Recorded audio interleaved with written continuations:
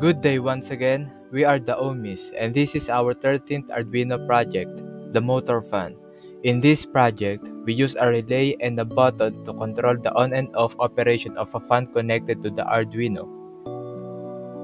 Our group members are Lira Mark Christian, Tardio Mark Vincent, and me, Mojica Denver John. Together, we worked on assembling the circuit, wiring the relay, programming the Arduino, and testing the motor fan control system.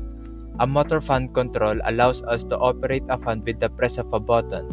The relay acts as a switch that can handle higher voltages for the fan, while the Arduino manages when the relay turns the fan on or off.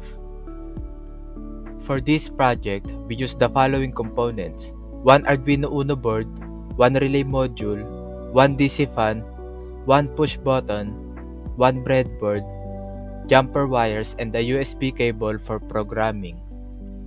In our circuit, the fan is powered through the relay, which acts as an electronic switch. The button is connected to digital pin 2 and the relay is connected to digital pin 3.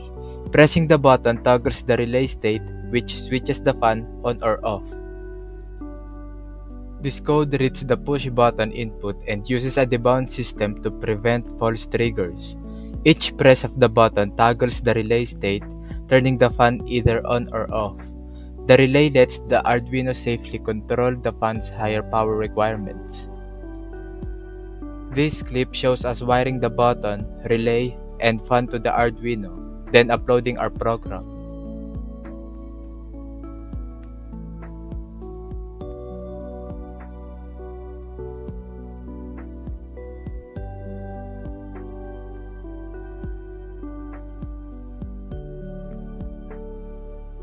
And here's the final output.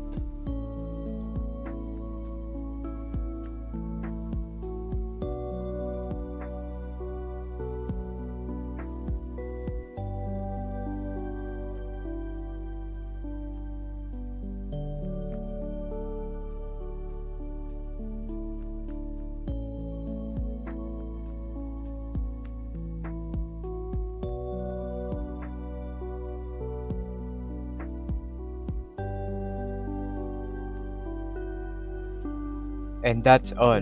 Thank you.